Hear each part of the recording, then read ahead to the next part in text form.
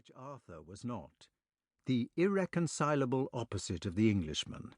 He became the invincible Gael, the scion of desperate races more ancient than Arthur's and more subtle.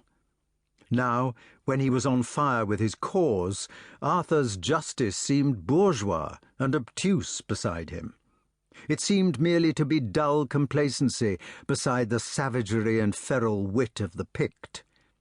His maternal ancestors crowded into his face when he was spurning at Arthur, ancestors whose civilization, like Mordred's, had been matriarchal, who had ridden bare-back, charged in chariots, fought by stratagem, and ornamented their grisly strongholds with the heads of enemies. They had marched, long-haired and ferocious, an ancient writer tells us, sword in hand, against rivers in flood or against the storm-tossed ocean. They were the race now represented by the Irish Republican Army rather than by the Scots nationalists, who had always murdered landlords and blamed them for being murdered. The race which could make a national hero of a man like Lynch-Owen because he bit off a woman's nose and she a Gaul.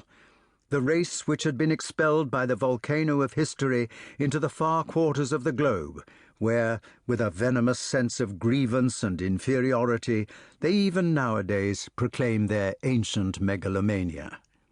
They were the Catholics, who could fly directly in the face of any pope or saint, Adrian, Alexander, or St. Jerome, if the saint's policies did not suit their own convenience. The hysterically touchy, sorrowful, flayed defenders of a broken heritage. They were the race whose barbarous, cunning, valiant defiance had been enslaved, long centuries before, by the foreign people whom Arthur represented. This was one of the barriers between the father and his son. Agravain said, "Mordred, I want to talk. There doesn't seem to be anywhere to sit. Sit on that thing, and I will sit here. Nobody can hear us." "I don't mind if they do hear. That is what we want. It should be said out loud, not whispered in cloisters." "The whispers will get there in the end." "No, they won't. That is what they won't do. He doesn't want to hear. And so long as we whisper, he can always pretend that he can't. You are not the King of England for all these years without knowing how to use hypocrisy." Agravain was uncomfortable. His hatred for the king was not a reality like Mordred's. Indeed, he had little personal feeling against anybody except Lancelot. His attitude was more of malice at random. "I don't think it is any good complaining about what has happened in the past," he said gloomily. "We can't expect other people to side with us when everything is complicated and happened so long ago." "It may have happened long ago, but that doesn't alter the fact that Arthur is my father and that he turned me adrift in a boat as a baby." "It may not alter it for you," said Agravain, "but it alters it for other people. It is such a muddle that nobody cares.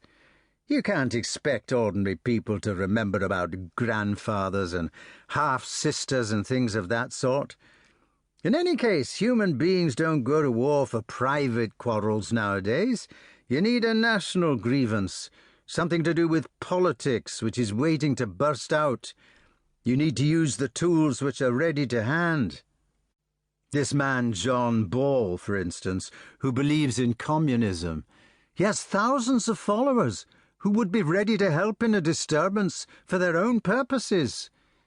Or there are the Saxons. We could say we were in favour of a national movement. For that matter, we could join them together and call it national communism. But it has to be something broad and popular, which everybody can feel. It must be against large numbers of people, like the Jews or the Normans or the Saxons, so that everybody can be angry. Either we must be the leaders of the old ones who seek for justice against the Saxon, or of the Saxon against the Norman, or of the serf against society. We want a banner, yes, and a badge, too. You could use the Philfort. Communism, nationalism, something like that. But as for a private grudge against the old...